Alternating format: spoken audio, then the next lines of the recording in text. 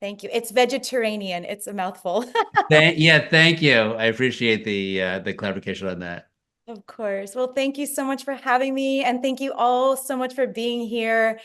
And I'm excited today to talk about Healthspan. And it's a book I wrote a couple years ago called The Healthspan Solution, but there's been so much more that has evolved in the conversations. And I'm excited to talk about this with you. So I'm going to share my screen.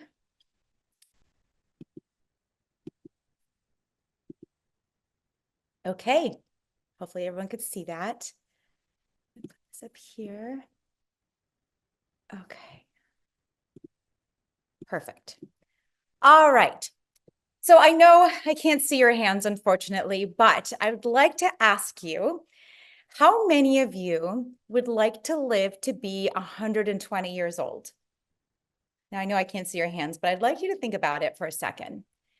So according to the US Census Bureau projections, the US population is rapidly aging due to falling birth rates and rising life expectancies. And by the year 2050, 1 in 5 Americans will be 65 or older, and at least 400,000 will be 100 or older. And according to a survey by the Pew Research Center, they asked whether people personally would choose to undergo medical treatments to slow the aging process and live to be 120 or more. 56% of US adults said, no, thank you. So let's modify this question. What if I asked you, would you want to live to be 120 years old and maintain your agility, your health, your faculties? Nobody wants to age. Ideally, we live our most healthful, vibrant, vital, cognizant selves as long as possible, enjoying love and connection and passion and joy until we fall asleep and drift into whatever comes next. So today I want to talk about what aging is, how diet and lifestyle play a role, some strategies to optimize health span, and then we'll leave some time for questions. What exactly is aging, actually? There are so many mechanisms, so many variables, so many fascinating pathways by which the research is exploding. Here are just a few of the major fields of studies and mechanisms by which we age. So there's inflammation, and I'm not talking about acute inflammation, which we need. Acute inflammation is when you get a cut or you get hurt or you get sick and your body sends out all of its soldiers to help attack it and make you back to homeostasis. I'm talking about the systemic chronic inflammation, this low-grade inflammation that you can measure in your blood in C-reactive protein. But a lot of scientists and experts consider chronic inflammation to be the root cause of most disease. There's this term that's been coming up called inflammaging, which basically talks about this and how all the mechanisms by which inflammation leads to increased morbidity and mortality. And then there's oxidation.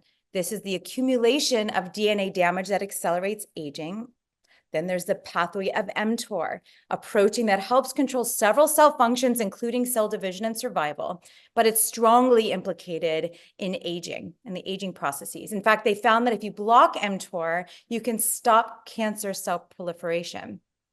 Then there's AMPK, AMP activated protein kinase. This is considered a master energy sensor, a pro-longevity sensor. It induces something called autophagy. And autophagy is a process by which a cell breaks down and destroys old, damaged, or abnormal proteins and other substances in its cytoplasm. Then there's IGF-1 and growth hormone. IGF-1 is a key signal for cell growth regulation. We know that it declines in our blood as we age, and we know that centenarians have lower IGF-1 levels. There's cellular senescence, which is a state of stable cell cycle arrest in which proliferating cells become resistant to growth-promoting stimuli, typically in response to DNA damage. And then telomere attrition. This is the gradual loss of these protective caps that are on our chromosomes caused by multiple types of stress exposures. So now we're not going to dive any deeper into any of this, although it is extremely important. Instead, I'm going to defer you to this extraordinary book you may have read already. And if you haven't, I can't recommend it enough. This is the most extraordinary new tome by the amazing Dr. Michael Greger, How Not to Age. It deep dives into all of the things I just mentioned, all of the mechanisms. So there's so many more, how we can use those to help increase our health span and to reduce our, rate of morbidity, mortality. So I can't recommend this book enough. Now, in this book, there are myriad extraordinary quotes and so much inspiration, but I wanted to share my favorite quote of this tome, and it is this, and I'll tell you why. Each year, you are reborn. You destroy and create anew nearly your entire body weight in cells every year. About 50 billion of your cells die each day, but about 50 billion new cells are born.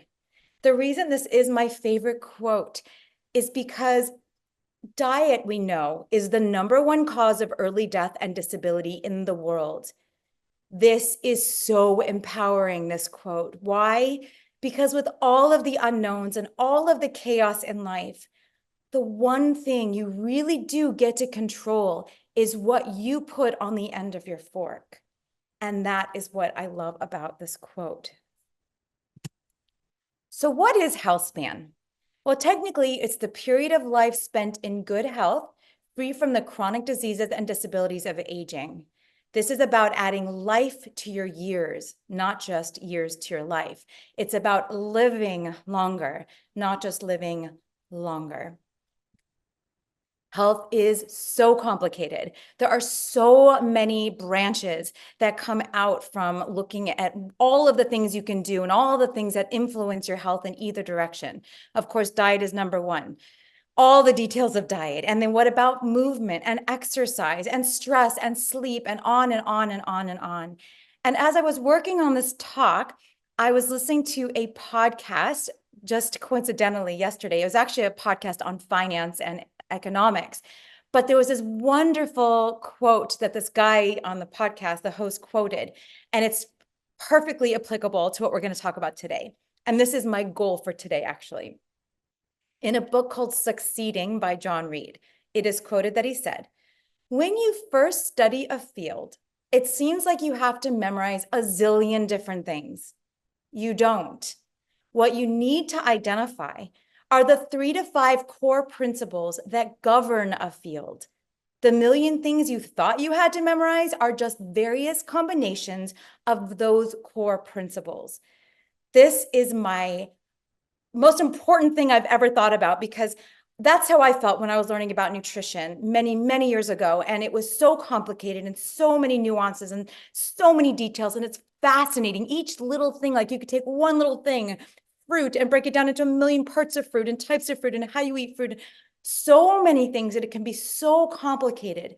But really what it boils down to are some really fundamental principles, which is what I try to communicate in my work with my clients, in my audiences, in my books, to keep this simple. Because if it's simple, it's applicable. And if it's simple, you know how to approach it. So that's what I want to do today. We're going to put that complicated, fascinating stuff aside, leave it to Dr. Greger, who tackled it gorgeously. And we're going to go about, what do we need to know? What can we extrapolate from these data to apply to our lives and make it better, to improve our health span, to decrease our morbidity, mortality, and to live our best lives possible? It boils down to this. Michael Pollan said it best. He really did. Eat food, whole food, not too much, mostly plants. This is everything you need to know, really. And again, we're going to get into some of the nuances, but I broke it down into this version of that. Diet and health span comes down to the quality, so what you're eating, how much you're eating, the quality, and then the quantity, the frequency and the volume of how much you're eating.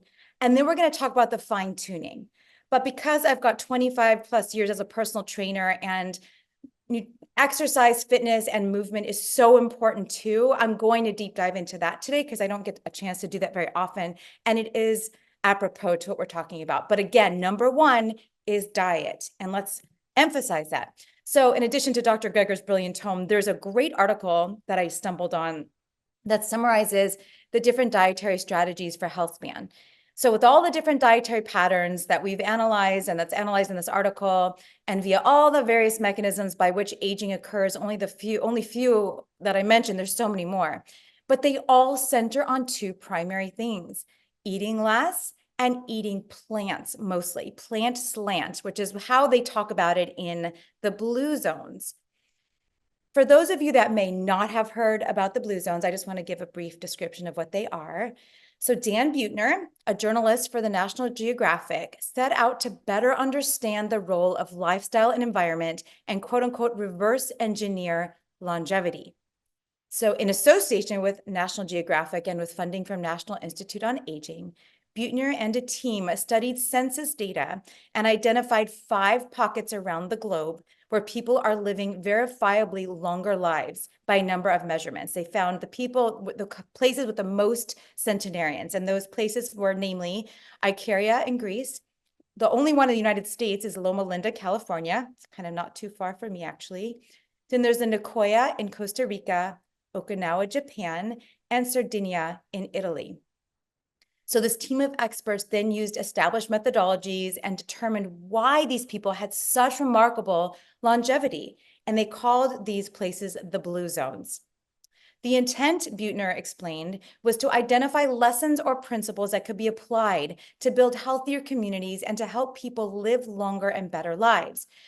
So this little Venn diagram basically put together some of the most common things in the middle that were amongst these 3 different of the 5 blue zones: Loma Linda, Okinawa, and Sardinia. And if you look in the center, the ones that are red, you could see family, no smoking, constant activity, social engagement. We'll talk more about these in a second. But food-wise, there's only 2 things really: legumes, lentils, beans, peas, soy foods like tofu and tempeh, hummus, which should be a food group, the most health promoting food in all of these different cultures in different ways, right? We have different versions of that in the different blue zones, but it's kind of interesting that that's one thing they have in common. The other thing that all of them have in common, again, in all the healthiest dietary patterns in the vegetarian diet, which was tough to pronounce, but when I was analyzing why the Mediterranean diet was always looked upon as the holy grail of diet, every year the US News would vote it as the best diet, world's best diet, and I couldn't figure out why they would say that. When we look at the data on plant-based diets, it's extraordinary, and it's like way above and beyond anything we've ever seen.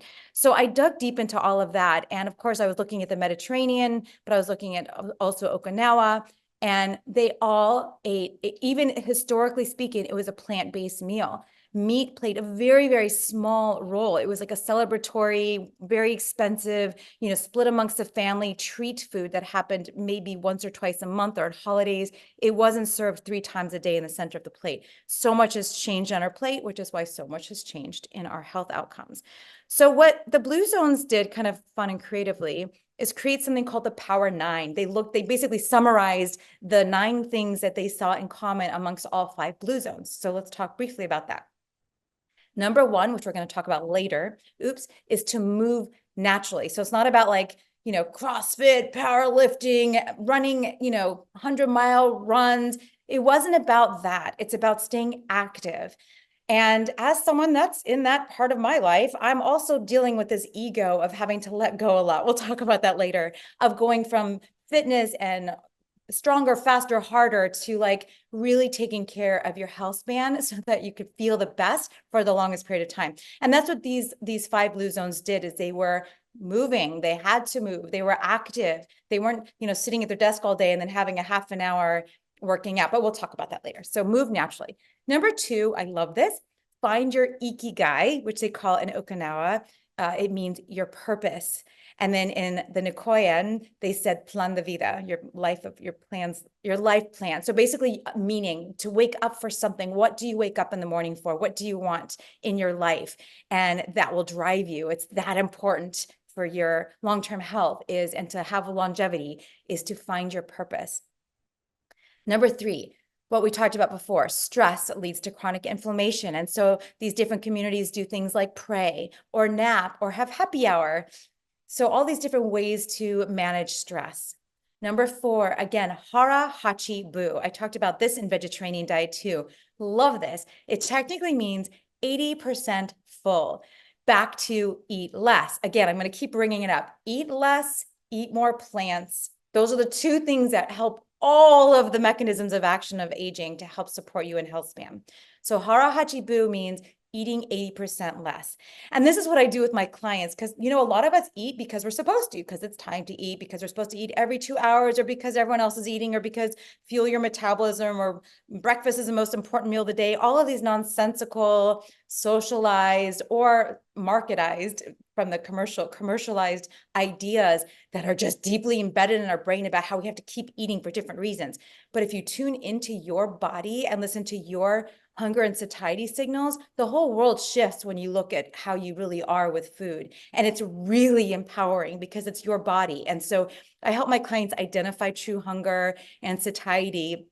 And I'll just give you this little tip that I tell my clients is it starts by practicing, especially if you're listening to other rules or following other reasons for eating.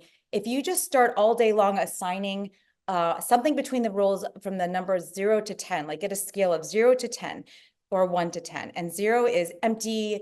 You could eat, you know, I always call it the celery stick test, because if a celery stick sounds really tasty, you know you're hungry, even though I love celery, nothing against celery, but you're not usually craving celery. So that's like you're really super hungry, empty, empty. And then a 10 is like after a big holiday meal, plus an extra serving of dessert when you're in pain because you're so full, that's the 10.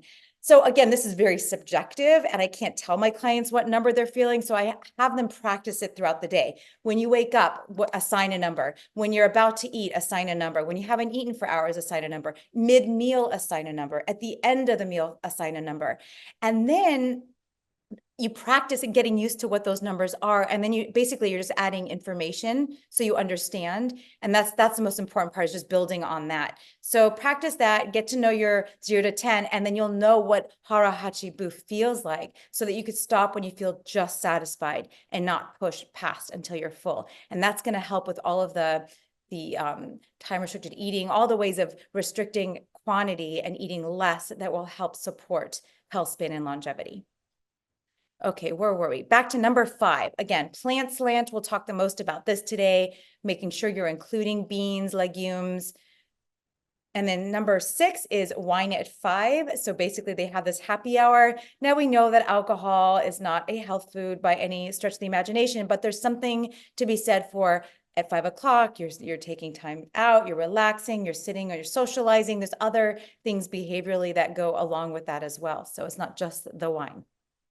7 is belong. So they talk about faith-based communities and stuff like that, but also social systems. And then what I love to consider with number 8 is to nourish connection. So that's about loved ones first. So they found in the blue zones that successful centenarians put their families first. They kept aging parents and grandparents in the home or nearby, which also helps lower disease and mortality rates of the children in the home, interestingly. They commit to a life partner, which could add up to 3 years of life expectancy, and no pressure there. Invest in their children with time and love. So interesting. So family first. I love that. That's a long lost art in our Western cultures today. And then number 9 is the right tribe. The world's longest lived people chose or were born into social circles that supported healthy behaviors. Basically, you are what you're around. You look to your left, you look to your right. Those are the people that you're going to be most like. That's why obesity is contagious. Happiness and loneliness is contagious. Behaviors are contagious. So it's a really interesting thing to consider who you are surrounding yourself with. Okay. Again, diet is number 1. It's the most important intervention for the promotion of health and prevention of the great majority of age-associated chronic diseases. All those other things are important, but number 1 is diet, ahead of smoking, ahead of everything. You are quite literally what you eat. But again, you get to choose what you put on the end of your fork, bite after bite, meal after meal, year after year. That's why it is so empowering. Let's talk about diet quality. Quite simply, the best way to think about your food and your diet overall is to pick proper packaging. So this graphic may look familiar to you. This was created by Dr. T. Colin Campbell. It was in the China study, and he let me reproduce it in, again, the vegetarian diet. And I love this comparison because it's comparing animal foods and plant foods isocalorically. And it shows, I think, the most powerful nutritional argument for eating plants. Okay, so basically what he did was he took 500 calories of an equal combination of these plant foods, tomatoes, spinach, lima beans, peas, and potatoes. And then he compared it isocalorically, so 500 calories of an equal combination of beef, pork, chicken, and whole milk. Okay, so a really great division, really nice and broad and varied, and so perfect. Note that there are equal amounts of the most revered nutrient, the P word, protein. That's where it all began, right? Protein. That's what that book really drives a hole into. So protein, it's about the same, 33 versus 34 grams, almost exactly the same per 500 calories. So this shows that we can easily get adequate protein on a plant-based diet. Happy to talk more about that subject anytime in the Q&A or anywhere, because protein is the P word that will not go away, the persistent pursuit of protein. Notice that there are, if you compare those now, there's 0 cholesterol, which is atherogenic in plants.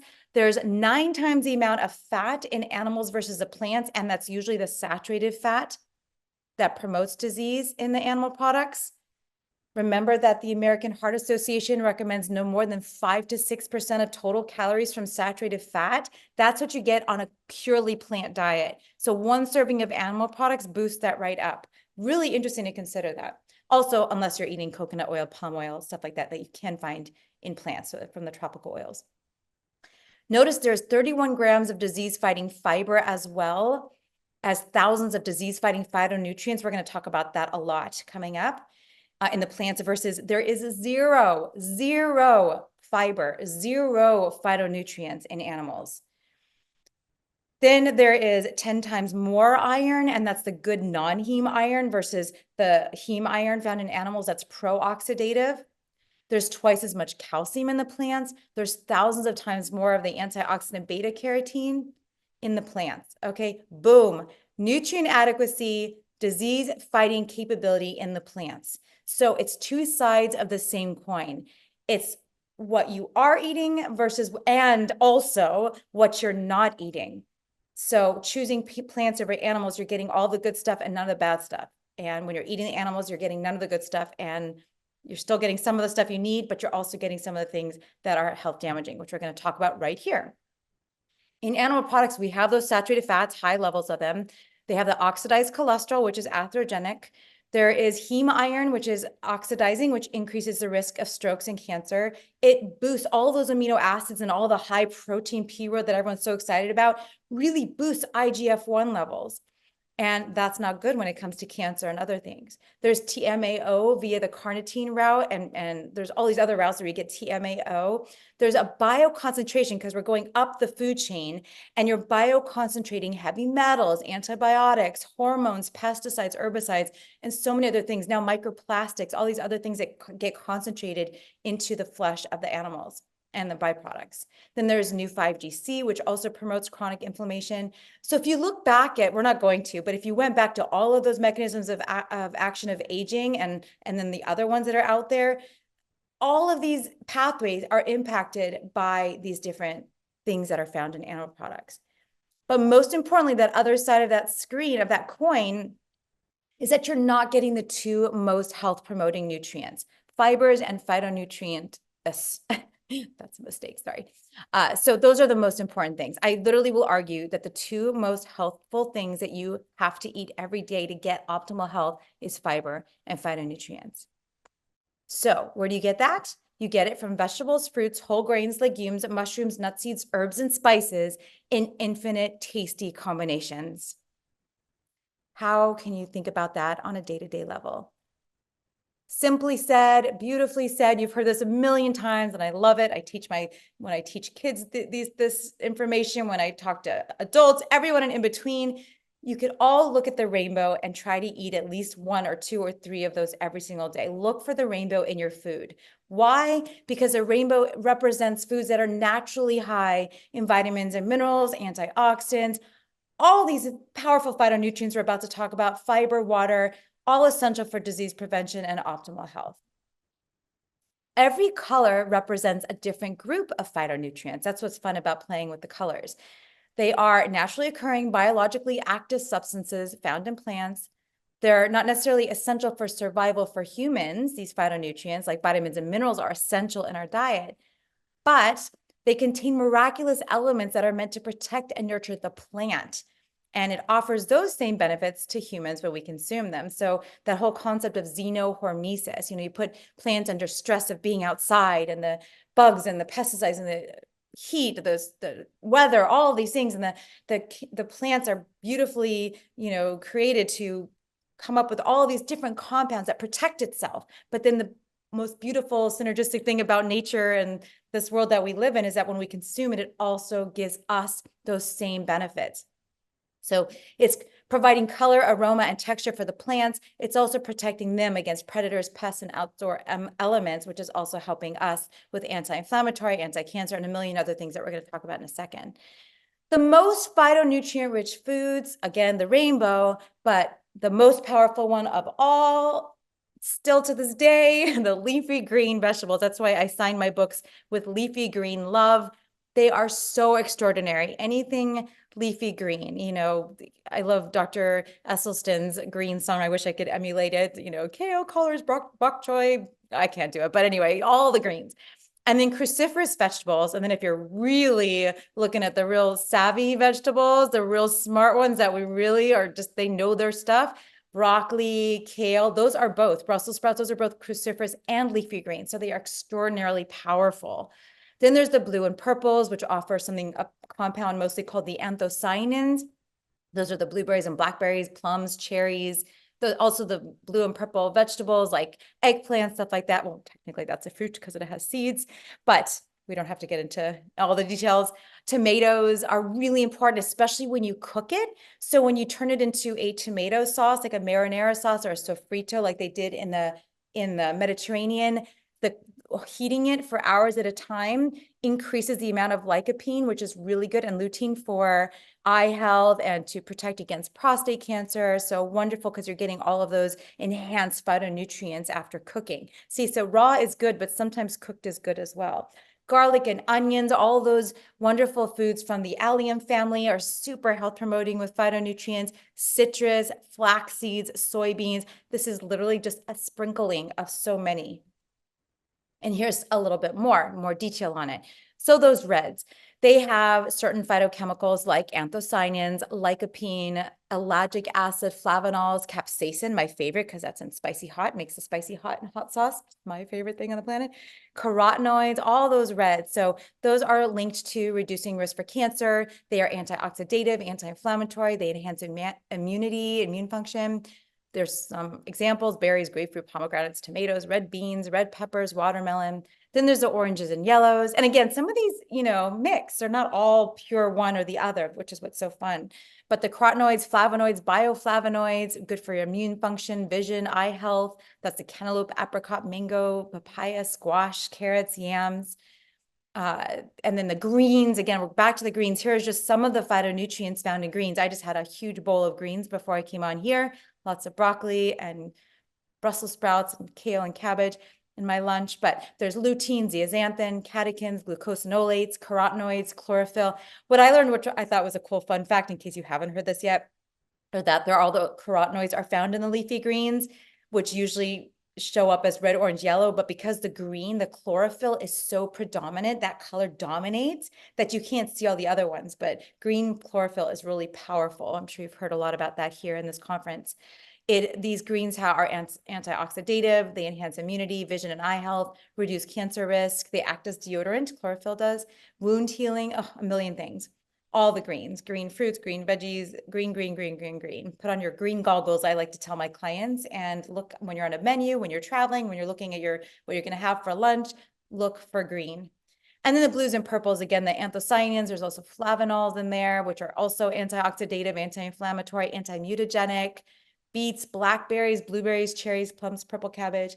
And then the whites. When it's a natural white from fruits and vegetables, you get all sorts of wonderful things. And mushrooms, there's these glucosinolates, thiosulfonates, catechins. These have antifungal, antiviral, antibacterial, anti-inflammatory, reduce cancer risk.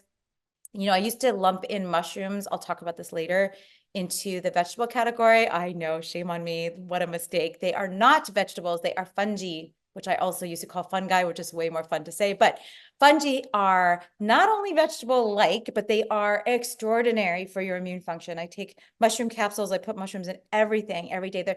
Ideally, you're getting 3 servings, we'll talk about this later, but 3 species a week for optimal health for immune function. So that's just some of the many thousands of phytonutrients found in these wonderful, colorful fruits and vegetables. All right. We could have an entire day or week specifically only on the microbiome and the emerging research that is just off the charts, extraordinarily fascinating. We are at the tip of the iceberg of what we know about the microbiome and how powerful it is, basically in every part of our body, every organ system, every mechanism of aging and cognition and immunity and on and on and on. But for purposes of keeping this shorter, we will just touch on it a little bit.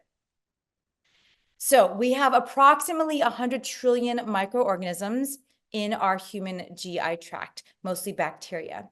They are master regulators of immunity. They protect host against pathogens and undesirable microorganisms, and they produce thousands of metabolites also that contribute to health. So this illustration is of the potential mechanisms by which probiotics, resistant starch, and resistant proteins contribute to the mitigation of aging-related chronic low-grade inflammation by producing short-chain fatty acids, improving phagocytic activity, or directly reducing the production of pro-inflammatory cytokines. So I highly recommend you check out these articles. I'm happy to hopefully you could see it at the bottom, but these are really interesting articles about dysbiosis and short-chain fatty acids and all these different things that happen when you can take care of your microbiome. But again, in the sake of being super simple, which is really what I want to do today, is to distill all of this down. This is the simplest way to look at it. You take in fiber, right, which act as prebiotics, which means it's like the fuel that help increase the good bacteria in your gut and get rid of the pathogenic bacteria in your gut. Because what this was so fascinating to me, I don't know if you guys have heard this, I'm sure you have, but just to reiterate it, because it's so fascinating, 2 things. You know that your bone is not static, like you don't build your bones and then they degrade. No, your bones are constantly changing, fluxing. Osteoclasts and osteoblasts are constantly making bone and breaking down bone and making bone and breaking. So it's a very dynamic state. Well, obviously, as I said before from Dr. Greger's book, that we are constantly changing our bodies every day. It's mind-blowing. But the microbiome too, it's so interesting. If you travel somewhere, your microbiome shifts. Whatever you eat, it shifts. If you are around people, it's shifting. If you kiss someone, you're getting their microbiome, their bacteria coming, which is a very sexy, romantic way to change your microbiome. There are so many things that influence the microbiome, and it's constantly shifting. Constantly shifting. So if you're constantly trying to get in the healthy fiber, the healthy prebiotics, and you're building more of the healthy bacteria and it's proliferating, and then because of that, it's getting rid of the bad ones, you can ultimately impact your overall systemic health. And I find that so interesting.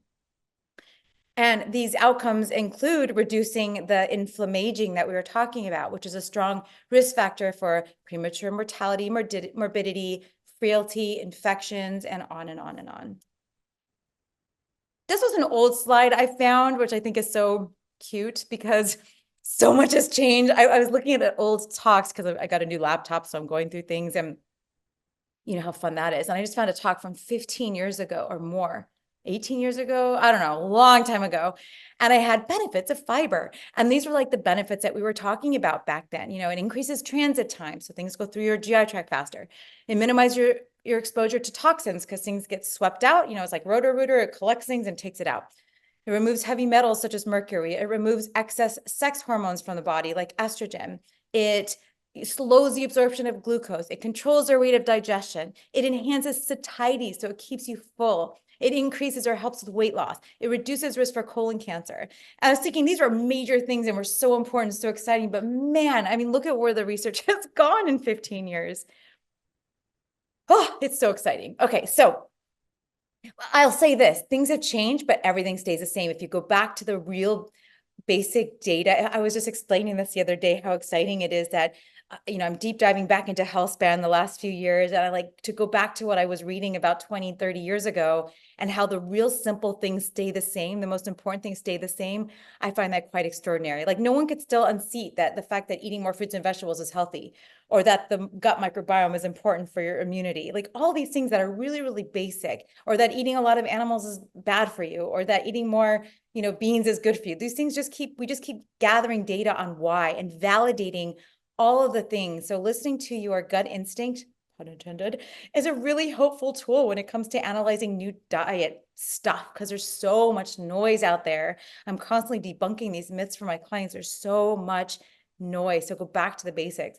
So this is a cool graphic about the hallmarks of aging and all the different the very many complex pathways and how it's related to the microbiome. But again, we're not going to get into all of this. I just thought it was a really cool graphic to show if you want to just take a peek while I have a sip of tea, which is also good for your microbiome. EGCG, epigallocatechin gallate in your green tea, very good for you. Okay.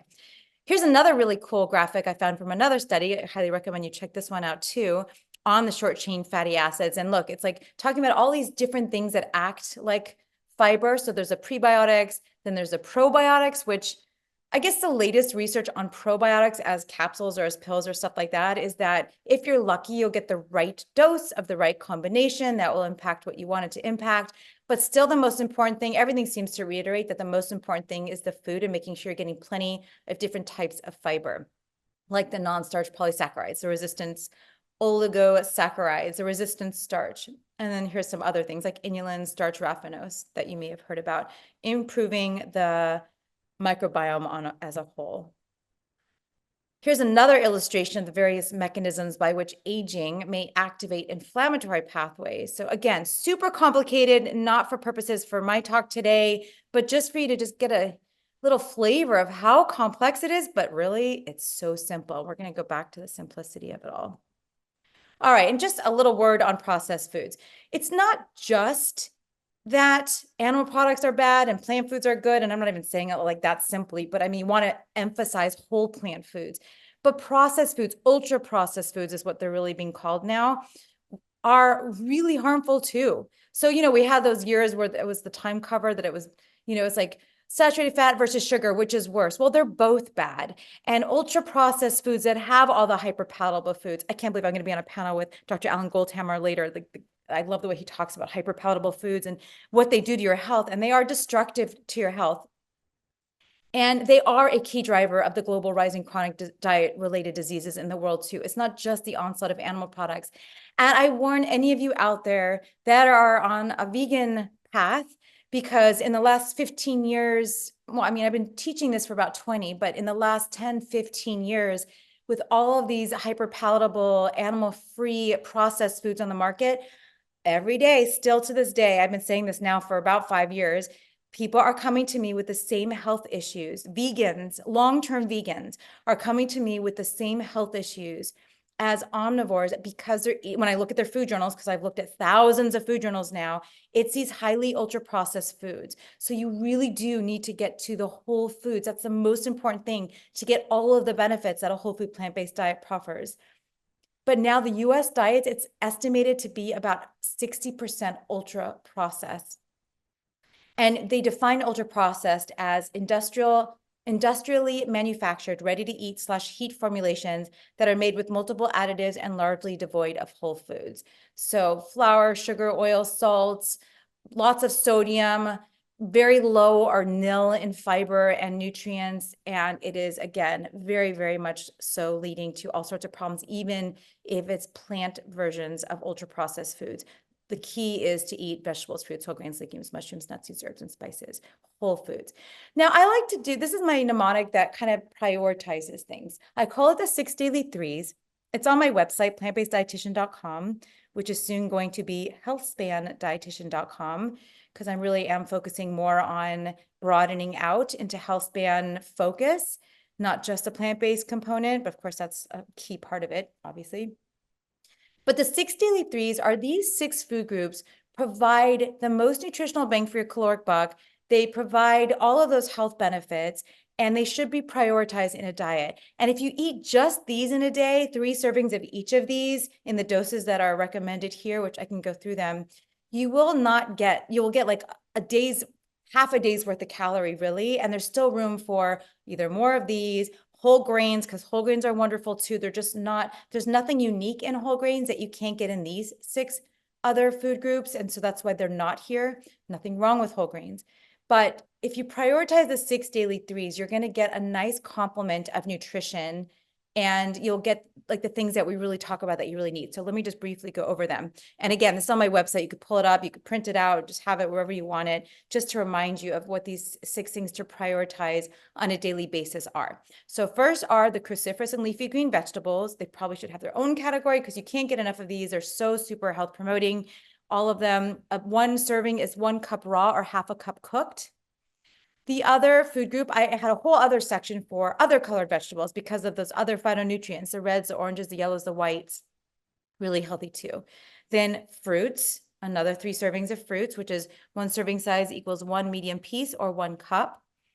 And then there is no question about the health benefits of consuming nuts and seeds, 1 to 2 ounces a day or 30 to 40 grams a day. I like to use them in dressings and sauces because I want everyone to eat more veggies. And the secret to eating more veggies is to have a delicious dressing or sauce. And I have a lot of those on my website and my books. I'm happy to share any of those with you. I'm all about a delicious nut or seed-based dressing. It's basically food is a delivery system for sauce. So you may as well have a, healthy delivery system. Yes, that you're eating the sauce on. So vegetables, if you're having salad, you could pour this on. If you're having cooked vegetables, you could pour it on. That's what I had with my big meal. I had cooked vegetables and salad and my nacho cheesy sauce. It was spicy and delicious, and it made me eat lots and lots of vegetables, even though I'm weird and I actually love vegetables too. But I know, I bet a lot of you, I'm talking to you too, you probably all feel the same. At least a lot of you. And if you don't, there is hope. You can change your palate and love vegetables. It really is possible. So 1 to 2 ounces of nuts and seeds a day. Now people say, well, which nuts and seeds? Well, a good variety of them. Now I tend to use cashews because they are so good culinarily speaking. But then there's what I started to do because there's so many other benefits of other ones. Like for instance, almonds are really high in calcium. Brazil nuts are really high in selenium. Hemp seeds and flax seeds and chia seeds are really high in the omega-3 fatty acid, ALA. So there's lots of different things, pumpkin seeds, vitamin E. There's all these wonderful different nuances. So what I started doing is in my blender, because all my recipes are mostly like, let's say half a cup of cashews. So I will have the dose of cashews in my recipe. And for the other half, I'll put a sprinkling of the other ones just to get the nutrition and the culinary benefits of the cashew. So mix and match is a really good way to approach it. A nut butter counts too. That's about a tablespoon. But 1 serving of nuts and seeds is about 1 ounce. 1 ounce is about 1 tablespoon of seeds or 1/4 cup of nuts. So you want to get no more than 2 ounces a day. Now that's the interesting thing that I had to learn through my clients, because now I've worked with thousands of people, looked at thousands of labs and food journals, and I've had some super healthy people, lean, everything all looking good, but we couldn't get the cholesterol down, even if they didn't have severe hypercholesterolemia or anything like that, familial or anything like that. And I noticed that with these people, I started to notice a few times that it was a high dose, higher than 2 ounces a day of nuts and seeds. And I started throwing these through the nutrition database, and I noticed that if you put a lot of nuts and seeds in there, or more than 2 ounces, there is some saturated fat in nuts and seeds, not even close to what it's in an animal product or tropical oil or something like that. But it does add up if you're eating a lot of them. So limit it to 2 ounces. You will still get all the cardiometabolic benefits and weight management benefits and all the other benefits of consuming the nuts and seeds. Then the other section is 3 servings of legumes. Again, lentils, peas, all the different beans, tofu, tempeh, hummus should be a food group. Those are all in those servings, and that's about 1 to 1.5 cups a day. And then this used to be physical movement, but I've changed it to mushrooms because I was so blown away by the evidence, the thousands and thousands of articles and mechanisms of action by which mushrooms promote health. So, but when I interviewed Paul Stamets, he says 3 species a week. And so that's pretty easy to come by. All right, let's talk about how much. Let's talk about diet quantity. I also found this quote reminded to me in How Not to Age by Benjamin Franklin: to lengthen thy life, lessen thy meals. We've been using stuff like fasting and everything since the beginning of time. You know, Hippocrates has talked about it. It's been talked about forever, but it's a good thing to remind ourselves of, because now in our culture today, we are all about chasing nutrition, more P word, more protein, more this, more that. We're always worried about being deficient. But I always remind people that in my 25 years in practice, I've never seen a nutrient deficiency, a macronutrient deficiency, or a micronutrient deficiency, except for B12. That's a real big risk. That like what I studied in grad school. I don't see rickets and scurvy anymore. You know, you're seeing diseases of overnourishment, overnutrition, and that's the problem that we need to start focusing more on. So if you look at the data on dietary restriction, and again, Dr. Geiger goes into great detail on this. I love this. So if you look at all the research we have to date on organisms, so using dietary restriction without malnutrition, they looked at yeast, worms, flies, mice, and monkeys. They've demonstrated an increase of lifespan and health span. They found that restricting diet by 30 to 40% of ad libitum feeding can increase lifespan by up to 50%. And then in higher level mammals using dietary restriction, we're also seeing these health span benefits: protection against cancer, diabetes, autoimmune disease, cardiovascular disease, and neurodegeneration. And then some of the trials, you can't really study this very easily in humans, but the stuff that we are seeing really do show some of the same improvements in early biomarkers of these organisms, of humans as well. So it's really worth thinking about. But we could do this with diet too. We don't have to not eat. So again, back to Hara Hachi Bu. This is the Okinawan 2,500-year-old Confucian mantra that they would say before they would eat, to keep to eating under 80% full. And this would be the difference between losing weight or gaining it. That really, really helpful in a way to just eat less without having to like fast or do anything like that. My favorite way to do this is with time-restricted eating. So there are many ways to restrict meals. I'm sure you guys have heard the big trend right now, or it's been for years now, but intermittent fasting, alternate day fasting. Oh, I didn't finish the slide. It was, 18/6 and 12/12 and 24 and blah, blah, blah, all these different ways to do it. It doesn't really matter that much. Ultimately, you just want to make sure, find a way that works for you where you're eating less. When I'm feeling my best and my happiest, I trained myself to eat once a day. And I feel so good when I do that. Sometimes I go to 2 times a day. Most people like 2 times a day because it's easier to get all those nutrients into 2 meals and not get too full. But you could really get all of your nutrients in a couple of meals a day, or just in a restricted period of time. And this is amazing the way it works in cahoots with your circadian clocks. Here's my biggest hack, you guys. This is my biggest secret hack that I'm going to share with you today that I see now with thousands of clients. If you eat at the same time every day, you will be hungry at the same time every day instead of all throughout the day. And so you can basically manage your hunger. And it takes a few days to get used to this. That's it. I mean, I've never seen it take longer than a week. If you're consistent eating within the same window at the same times every day. So I like at 11 o'clock, I need to eat. I'm so hungry at 11 a.m. That's when I love to eat. So at 10 o'clock, I'm hungry, but at 11 o'clock, it's time to eat. I know. But then I'm fine the rest of the day. In fact, if I have that second meal, it's just for social reasons, but usually I'm not hungry enough to have a whole meal, because I've trained myself, I've got myself used to, because we are so gorgeously intertwined with the circadian rhythms of our earth, of the moon, of the everything. It's this beautiful synergistic symbiotic thing that we've got going on. But every day our hormones kick off in a certain way. In the morning we have our highest cortisol. In the evening we have our highest melatonin to help us fall asleep and dump heat so that we could sleep well. But our bodies are so linked to this beautiful circadian clock that you can, by just sticking to a schedule. And then that will enable you to do this time-restricted eating without being hungry, because I'm not telling you should walk around hungry, because who wants to do that? And I would never recommend that. But you can absolutely mitigate that by sticking to a schedule. All right, let's shift into foods to avoid for Healthspan. And it goes back to what we want to minimize or avoid the ultra processed foods and the animal products. But man, I didn't finish the slide either. I'm sorry, but we know that, and this was really well emphasized and discussed in real great detail on how not to age, that salt is the #1 risk factor for death. So salt is the #1. If you look at the study I'm referencing about diet is the #1 cause of early death and disability in the world, they were looking at different variables of diet, and salt was one of the worst things that you can eat for mortality and morbidity. So you want to limit salt. Where do we get salt? Mostly from the ultra processed foods. Bread, remember that bread and potato chips, gram for gram, have the same amount of salt in them. But because the salt is baked into the bread, you can't taste it, but it's on the surface of the chip, so you taste it as soon as it touches your tongue. So the trick for that is to limit the processed food. And if you're going to use salt in your food, add the salt at the very end, so it's at the tip, it's on the edge, so you will taste it. You don't need as much. Like I never add salt when I'm, making pasta. I was making pasta yesterday. Or I never add salt to things while I'm cooking it, and it's going to be cooking for a while because you're not going to taste it anyway. So I just add it at the end if needed. And usually I like to use miso paste or tamari or something like that, where at least you're getting the umami and you're getting lower levels of it.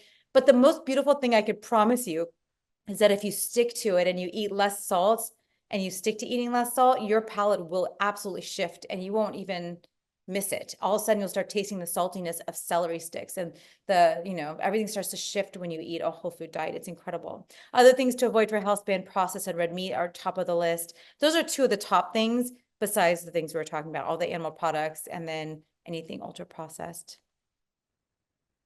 But you definitely want to include these into your diet: leafy green cruciferous, berries, nuts, seeds, legumes, mushrooms, garlic, ginger, turmeric. So herbs and spices are very health promoting as well, which we'll talk a little bit about here. So let's just talk a little bit about fine tuning.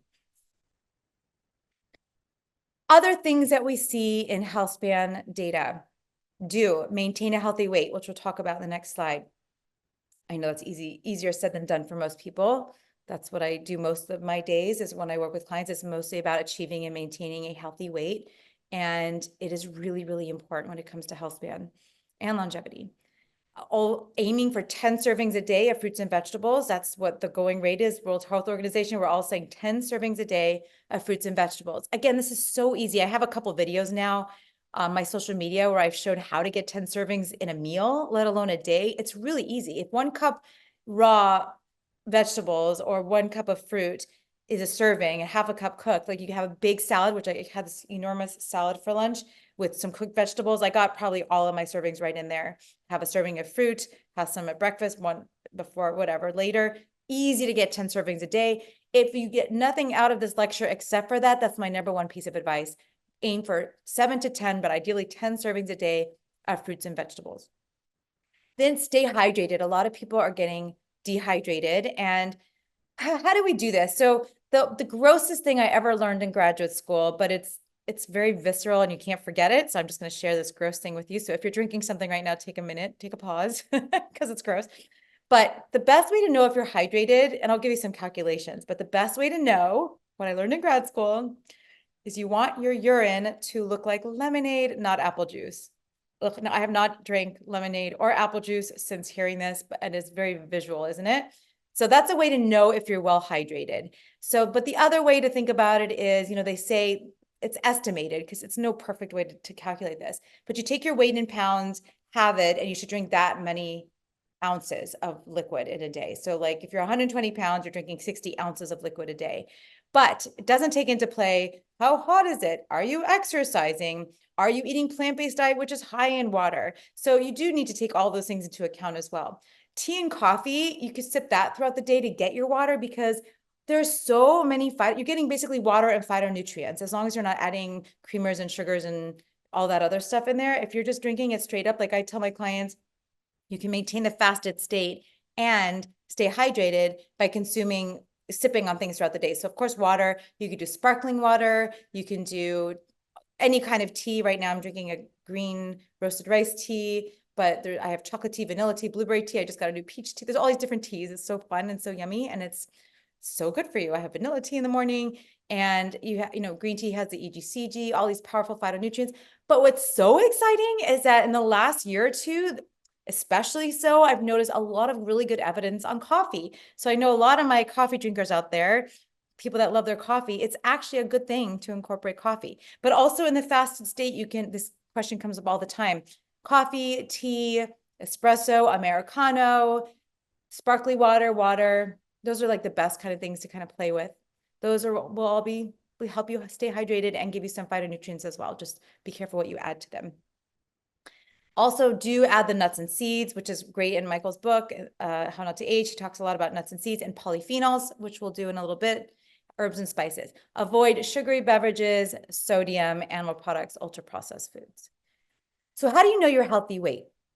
I use the Hamwi formula. I'm not the only one, but that's like the most commonly used formula just to guesstimate. And actually, when you look at the Healthspan data, it tends to go lower in ideal body weight. But this is a good way to shoot for the average. So if you're a male, you start with 106 pounds for the first 5 feet, and then you add 6 pounds for each additional inch. Females, we start with 100 pounds for the first 5 feet, and then 5 pounds for each additional inch. So if you're a female, that's 5'5", that's 125. Now, plus or minus 10% on either side of that is a healthy weight range, which is a nice range, by the way. So say 120 pounds, let's just say, is like 108 to 132. Like there's a big range in there if you add the plus or minus 10%. So that's a good thing to aim for and to focus on when you're trying to assign your healthy ideal body weight. 7 to 10 a day. We just talked about that. But again, that research is based on, that's the study right there. And 500 to 800 grams, which is 7 to 10 servings a day, associated with reduced risks of cardiovascular disease, cancer, all-cause mortality. And remember, 1 serving equals 1 cup raw, half a cup cooked, or 1 medium piece of fruit. These collectively contain ample fiber, amino acids, essential fatty acids, folate, vitamin C, E, K1, which is phytoquinone, calcium, magnesium, iron, potassium, phosphorus, zinc, and all the phytonutrients that we talked about before. Prioritize water. Make sure your urine is lemonade, not apple juice. Avoid sugary beverages, and then the coffee and tea. Back to that. Nuts and seeds. The reason, just nutritionally speaking, what's so great about nuts and seeds is that they're loaded with these essential fats.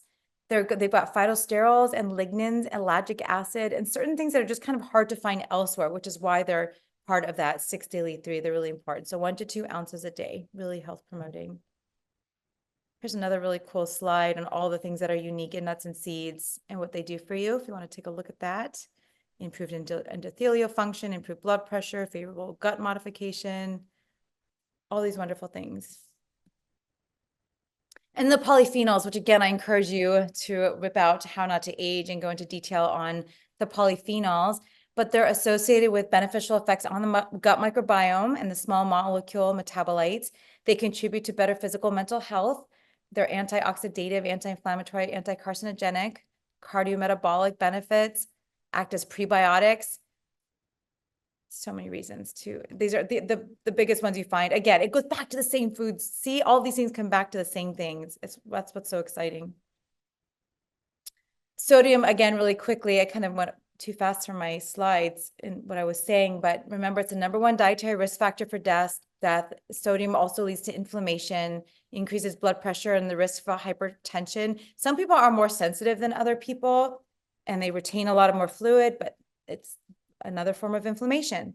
75% of sodium comes from these processed foods in the US diet. You can shift your palate. And then again, remember too, if you're going to add salt, do it at the end. And that is what my last book was, the Choose You Now diet. I basically took those two components, a whole food plant-based diet, time restricted eating, and then I also applied mindfulness, which is something I would love to talk about, but I don't have time today. But mindfulness is the reminder that we are human after all. And the most challenging part of transitioning your diet are the psychosocial environment that we live in. And so I define that in this book as the modern day trifecta of modern abundance. Basically, this first part is that we've got this evolutionary physiological drive to eat enough, right? We are biologically driven to get as much calories as we can for times of scarcity so we could survive. It's a survival instinct, and we haven't evolved away from that yet. We haven't adapted away from that yet. And instead, the part 2 of this trifecta is that there is constant abundance, constant temptation, constantly everywhere we go, 24/7. You can get anything you want anytime delivered to your door. And usually it's not the most healthful food. So we are constantly bombarded by food. Everyone's eating around you. You're weird if you're not eating it. That's the third part of this trifecta, is the normalization of overeating and obesity.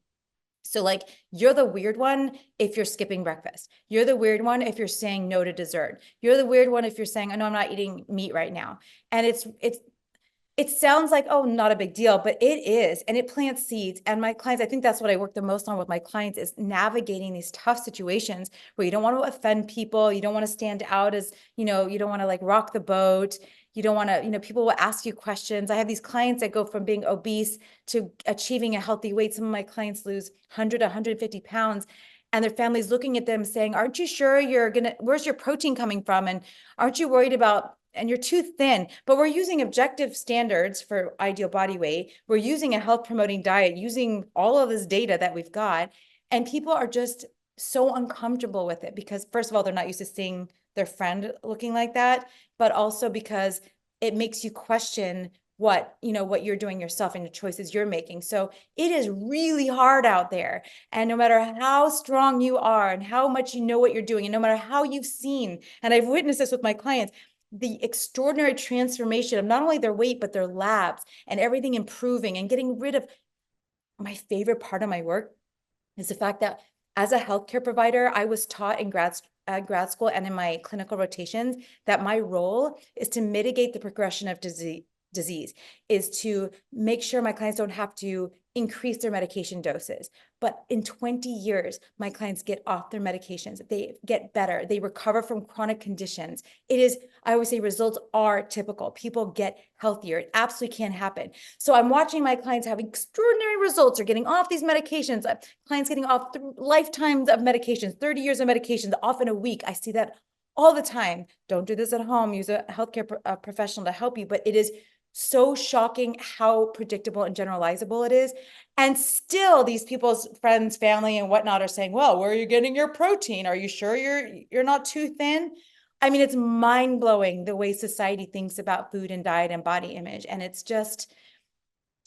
very frustrating. So just know that no matter where your intentions are, do your own homework, find your truth, use labs, you use your healthcare team, and establish those parameters so that you can stay strong and resilient in the face of all the crazy that's out there. We are living in a crazy food culture like never before.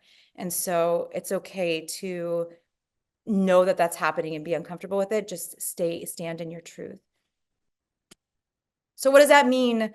Let's stand in, what does this look like? It all starts and ends with all of the deliciousness. So I have put this list together of just a few of the things that you could eat made out of vegetables, fruits, whole grains, legumes, mushrooms, nuts, seeds, herbs, and spices in infinite tasty combinations. And those are pots, pans, plates, power bowls, soups, salads, sides, sweets, stews, stir-fries, stacks, scrambles, skewers, sushi, sauces, sautés, sheet pan slaws, steaks, stuffed veggies, chilies, chowders, casseroles, curries, lasagna, loaded potatoes, loaves, pastas, paninis, paellas, pancakes, pilaf, pizzas, polenta, pestos, puddings, pastas, purees, bisques, bakes, barbecue, biryani, burritos, burgers, hummus, dips, dressings, wraps, rolls, ramen, risottos, roast, tacos, tostadas, toast, tofu, tempeh, trail mix, tarts, tagines, dumplings, fajitas, masalas, kebabs, quiches, wings, ratatouilles, and so much more. There is no limit to what you could eat with whole plant foods. It can be delicious, exciting, and you get all of these benefits of Healthspan.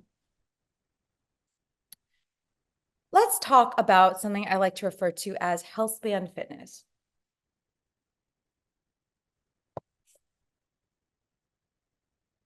In this really great article too, they say that the most ancient and potent medicine known to mankind that promotes Healthspan is the engagement in organized, repeated, and purposeful physical activities or exercise training.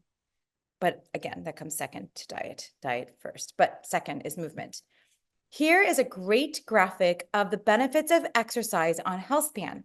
It enhances insulin sensitivity, mass and contractility of the muscle, mitochondrial content and quality. It helps with immune surveillance, antioxidants. It helps with mitochondrial quality, hormonal adaptation, neuroplasticity, neurogenesis, angiogenesis, cardiovascular contractility, mitochondrial content and quality. It helps with anti-obesity, anti-inflammation, and fatty acid oxidation. There are so many benefits, specifically with Healthspan. Basically, exercise is important for every single system in the body. And in terms of aging healthfully, it's use it or lose it. It's taking care of all your joints and your bones and your muscles to preserve whatever you can in the best, safest possible way. So it wards off disease. It decreases risk of dying from many diseases. It improves your circulation and your lipid profiles. It helps maintain weight. It does not help lose weight. It's very, very much does not help with weight loss, but it's important to lose the weight fast is what I have my clients do.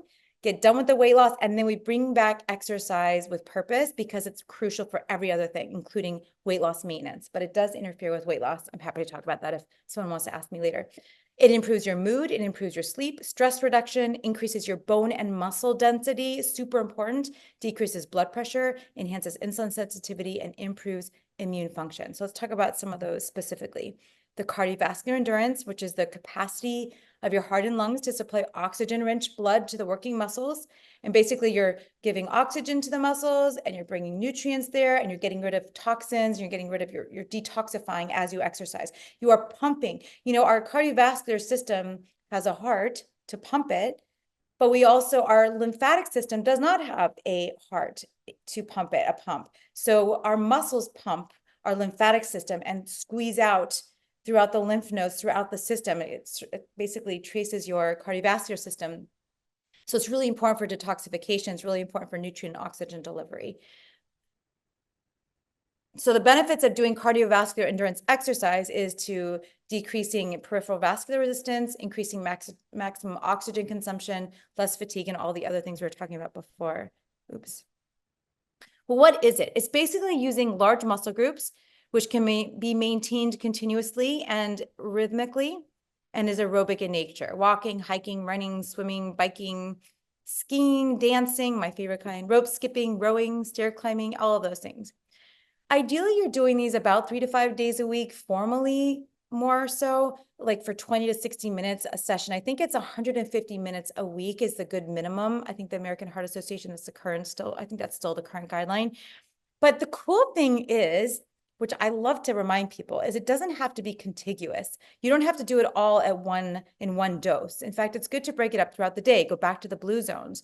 So we just heard a podcast also recently saying, and I don't know the science, I couldn't quote it, but I just heard it and it makes sense, is every half an hour, get up for 5 minutes. And that doesn't mean like go exercise, but go do something else, go get some tea, go and fix some more tea, and that will help you have to go to the bathroom more, so you're walking more. So those little things that you could sprinkle and pepper throughout your day. I have a yoga mat right in front of me. So in between clients, in between, writing, I will go and do like a 5-minute little workout just to get my blood flowing. It helps my brain, it helps refocus. It's just a really nice to pepper it throughout the day. But ultimately, you want to think about it overall and aim for about 150 minutes a week. Strength becomes increasingly important. My goodness, last year, for the first time in my life, I broke a bone, and it was terrifying because I've never broken anything. And it was my right hand. I'm right-handed. It was my right elbow. I chipped it. I fell. And in a slippery bathroom. It was really scary, but it was crazy what happens when you lose your strength and you lose your functionality. And that was my first very humbling experience of my life, where I realized how important it is to do what you're able to do. And you take it for granted until you lose it. But strength is something that you need to work on. You need to work on resistance exercise. It's the most important thing you could do for your bones. It's the most important thing you could do for your muscles. But here's where this ego thing that I was talking about at the beginning comes into play. As you're aging, you have to be really careful of your joints. You don't want to end up injuring yourself because those injuries stick around for a long time. And there's a balance between enough strength, enough endurance, and not injuring yourself. And again, as someone that was really hardcore, I was really strong and crazy in the gym, and I'd work out 8 hours a day with my clients.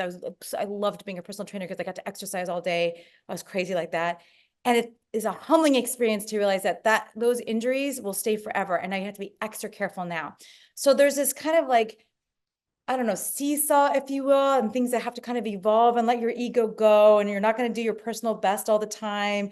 right now it's about like taking care of you for the future and to minimize any damage long term that you could do on your joints. So that said, it's the most important overarching recommendation is to listen to your body. Anything, a sharp pain, something that just feels wrong, don't push past that. That's my biggest advice. If it's like a little burning because your, muscles are putting out the lactic acid, that's a good thing. But learning the difference between that is really important, and always saying no when it feels wrong, because that's an important thing to learn. But you want to do strength and resistance training consistently. That's how you're going to preserve your bones and muscle mass. So you want to make sure it's of sufficient intensity to enhance strength and muscular endurance, maintain that fat-free muscular mass without injury. You want it to be progressive in nature, but again, when you hit a certain point, you're not progressing anymore, you're just maintaining. But the way to do that in an interesting way is to keep this very different, is to just keep varying things up, do different exercises, use different weights, do different types of strength training, use different equipment or no equipment, body weight exercises, switch it up, because then your body has to keep thinking and it will respond to that. So you're not going to constantly, like when I was younger and training, I was like, working on the bench press and I was trying to get up to however many plates and all that. And, you're not doing that anymore because you're not trying to like get to your personal best anymore. My son is a football player and he's always like, Mom, look, he'll show me a video of him doing his bench press. It's so cute. He's huge, but it's really funny how it just shifts over the lifespan. And when we're talking about Healthspan specifically, it's not about that anymore. It's now about preserving strength. And so keep shifting, but you're going to have to top out the actual progression in a certain way, if that makes sense. It's kind of a hard lesson to learn and a hard thing to explain, actually, but listening to your body is really important. Should be individualized for you. What do you love to do? What feels good? What do you have at what's accessible to you? I really do prefer to work out at home with nothing, with no equipment. So that's where I focus on finding exercises. But if you like to go outside, then find things you could do outside, whatever works for you, whatever works for what your body loves and thrives on. You want to stimulate all of the major muscle groups. So not just getting stuck on, those overuse injuries happen when you're focusing on one muscle group too much and you're not balancing it out. So balance is really important as well. So it used to be, try to get at least one set of 8 to 10 different exercises that condition the major muscle group about 2 to 3 times a week. And I think that's a good kind of minimum to base on. But again, it doesn't have to be all in one dose. You can pepper it throughout your week in different ways. And then multiple set regimens may provide greater benefit, or using complex exercises. Those are really good. You get a lot of things at the same time, like lunges, squats, push-ups, pull-ups, dips, things like that, where you're getting different joint areas and you're getting complex movements in. Those are really good. Plus, you're getting your heart rate up. You get the best of all the worlds. Something else that's increasingly important as in health span and as we age is flexibility, because we get tight. How many of you know that you get tight and you really want to like use it or lose it in terms of flexibility too? So I do recommend incorporating flexibility every day throughout the day. So you want to warm up first, and then you want to stretch all the major muscle groups, and then work out and then stretch again at the end. But it's really important to stretch throughout the day. Feels good. It's just use it or lose it. And you want to make sure you're increasing and maintaining, or at least maintaining your range of motion. Other things that I learned the hard way when I fell really fast and broke my arm last year was to not forget balance and coordination, especially klutzy people like me. Balance exercises can really help prevent falls and improve coordination. You can develop these neural pathways at any age, which is kind of exciting. It's not, use it or lose it at a young age and then it's all game over. You could still increase it. You could build these new neural pathways now.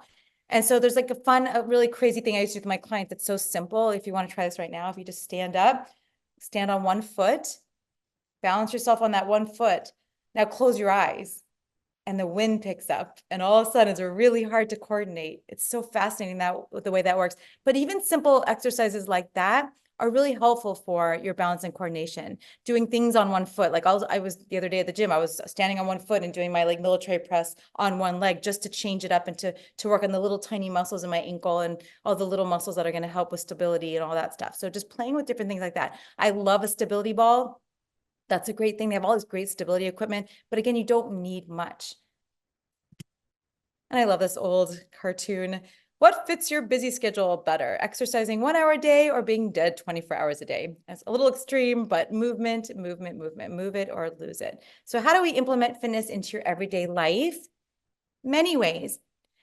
My number one piece of advice is to find something you love to do. It doesn't have to be formal. It doesn't have to be a certain thing. Something you love, you're going to want to do it. Make it something you love, or someone you want to be with that you want to do it with. You know, you want to go for a walk with your loved one at the end of the day. You know, if you want to, take a class with your daughter, whatever it is that's really fun and exciting and feels good, do that, because there is no perfect thing. It just do what feels good.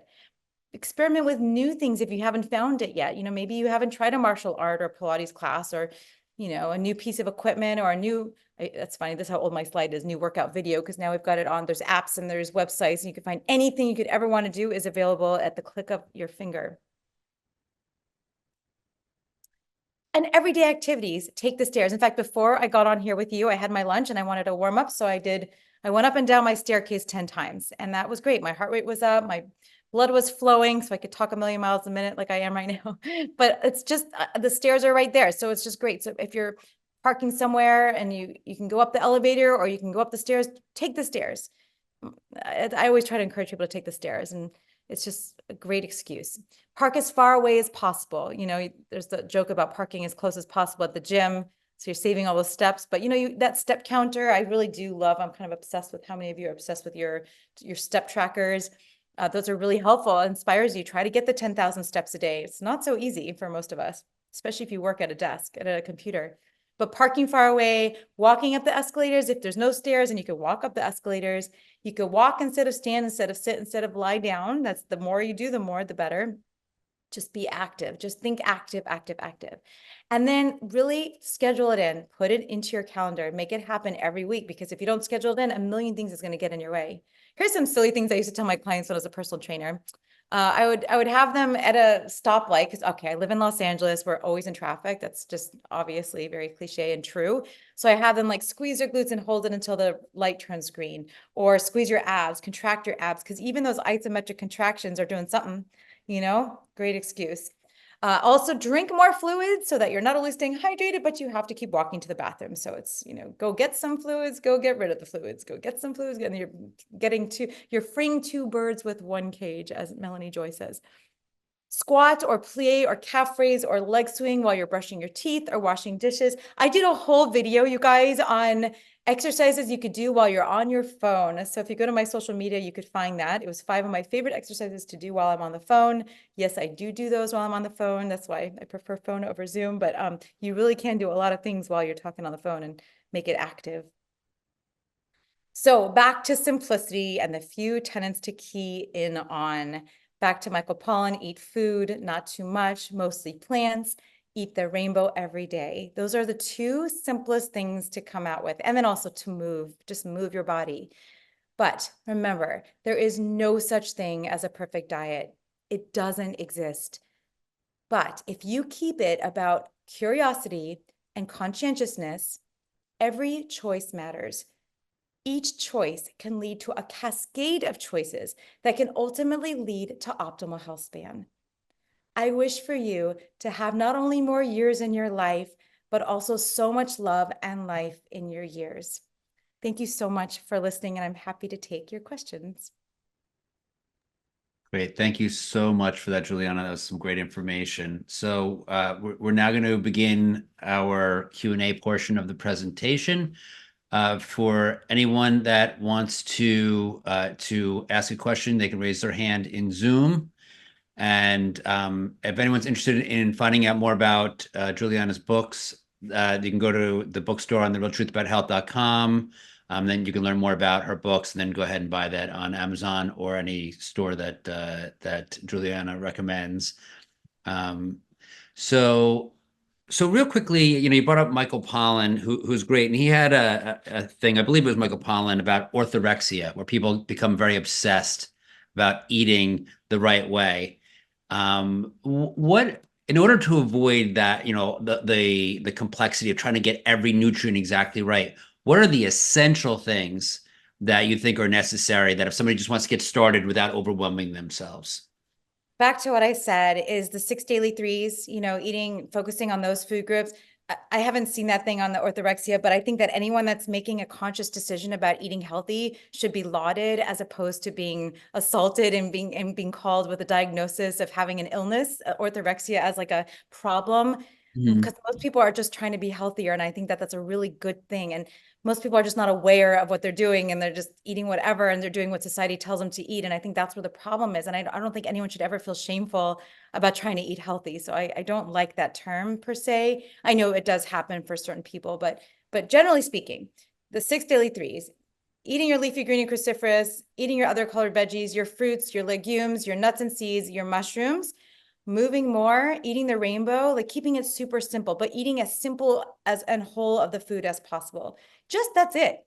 Find a recipe that you love that has those foods in it. Eat 7 to 10 servings of fruits and vegetables a day. I'm saying the same thing in 10 different ways. Sure. As simple as possible. It doesn't have, there is no such thing as a perfect diet. So why strive for anything that doesn't exist? So you brought up mushrooms as part of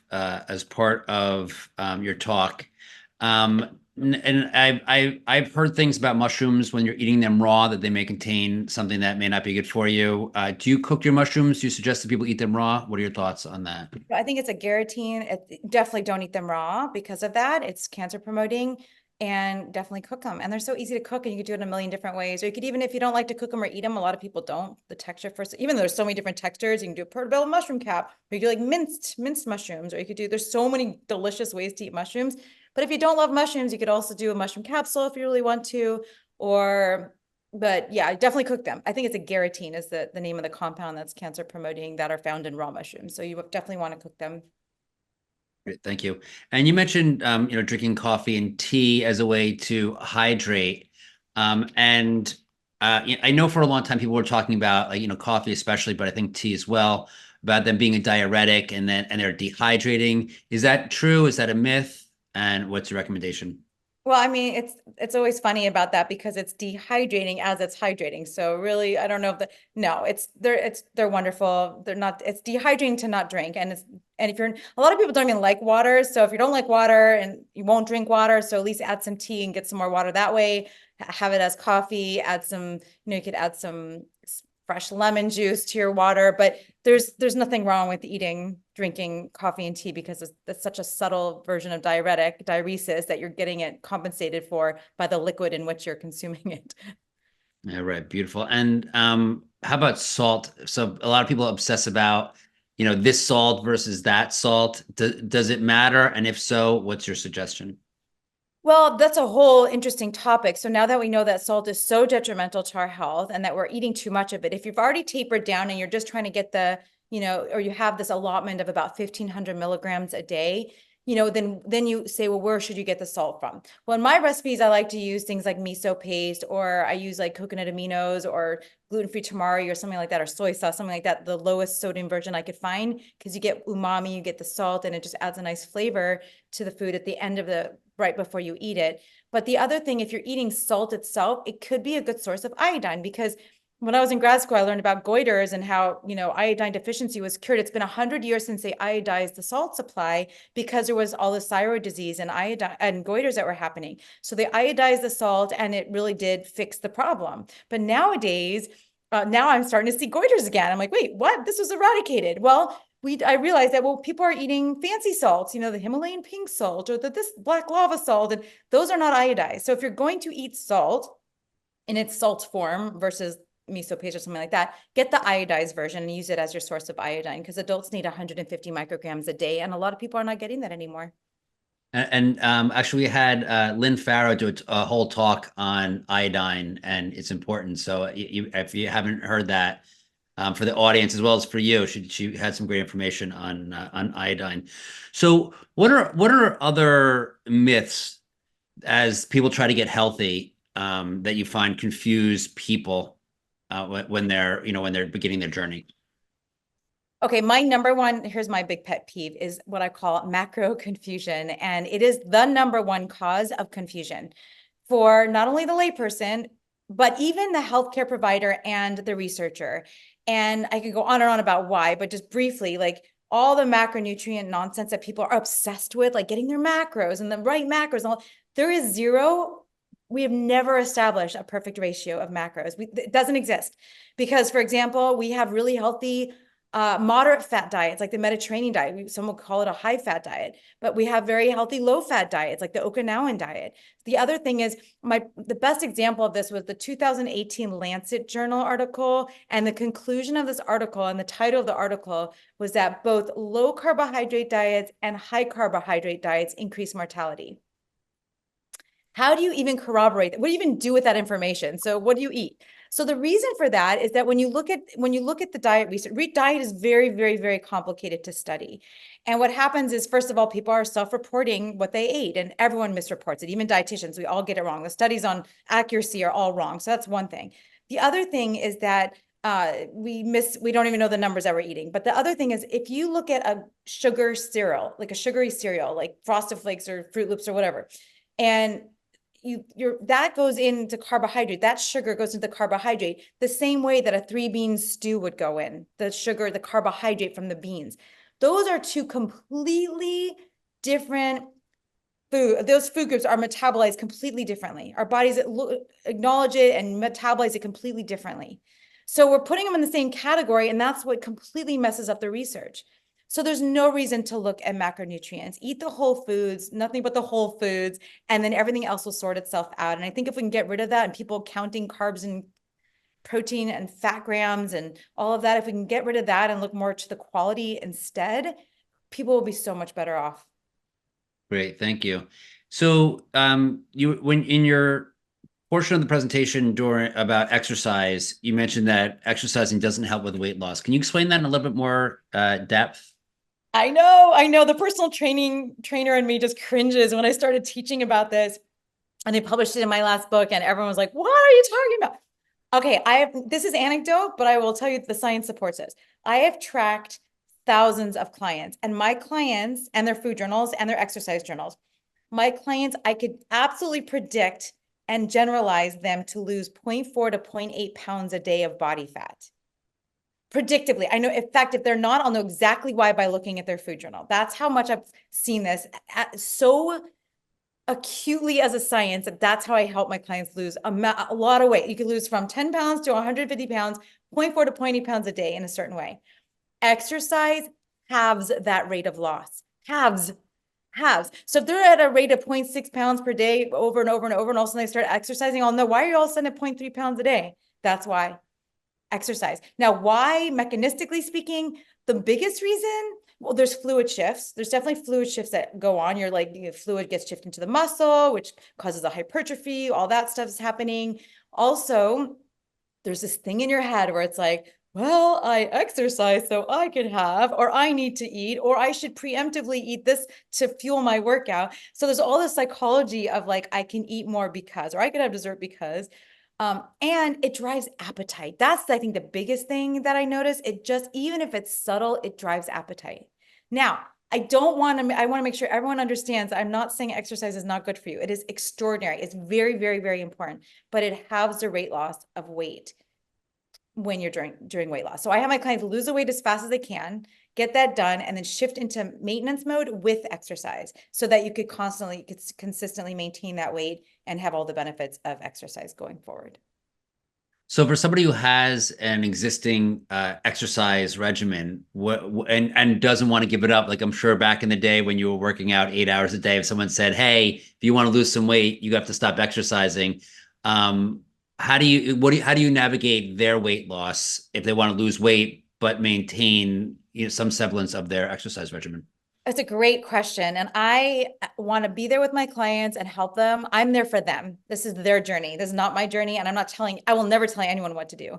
Literally, I will never tell anyone what to do. I will support them in their goal and how they want to achieve the goals. And for many people, a lot of people do come to me and say that. I'm like, you know what? It's okay. So what if it's half the rate of loss? So what? So you get there, it takes you a little longer to get there. Big deal. You feel good. You have the mental well-being of getting the exercise and mood boosting, all the million benefits of exercise. So it's up to you. It doesn't matter if it halves the rate of loss, but for the people that have 100, 150 pounds to lose, it just makes it so much faster.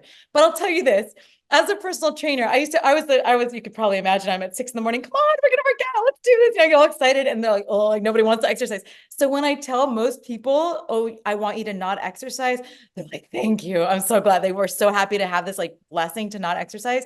But the interesting thing is that it flipped. My clients as a trainer would tell me that they don't want to exercise, they want less exercise. But now they're like, by like, I don't know, month, 2 months, and they're like, when can I start exercising? Can I please start exercising? They start begging me because they want to start exercising again. So it's interesting. It's like when you can't, you want what you can't have. Right. Well, I think also when you feel great, you want to move, you want to get up and go for sure.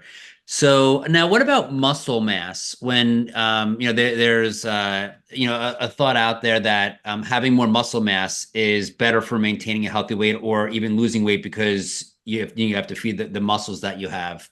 Is there any truth to that? Oh yeah, no, your metabolism is definitely, the muscle mass has to do with that, and muscle mass is very important. So I like to picture it like this. When you lose weight, you don't just open a spout and the oil comes out. The fat just pours out of your body. You lose everything. You lose all the cells. You lose your body proportionally. Just like when you're gaining weight, everything grows proportionally up. So you're not just losing fat, you're losing muscle, you're losing bone, you're losing everything. All your tissue has to come down together, but your body's so brilliant. We try to micromanage our brilliant bodies, which you can't. Our bodies are way too brilliant to be micromanaged. And so it will all come off proportionally. You do need to maintain your muscle mass, and you can actually, even if you lose a little bit with the weight loss, because you're losing everything, you can gain it back very easily once you start exercising again. Plus, the body's so amazing at memorizing or remembering things that gaining back the muscle and the strength and the fitness that you had, if you take a break for a few months or even, 3, 6 months, your body will remember and come back much stronger, much faster than it did the first time. Great, thank you. And now the keto diet is extremely popular, and various permutations of the keto diet, going back from the Atkins diet to the paleo to, what was it, the South Beach diet or something like that, have reared their heads. Other than getting rid of the processed food, which I think we all can agree is good, are there any benefits to those diets? Are there any dangers to those diets?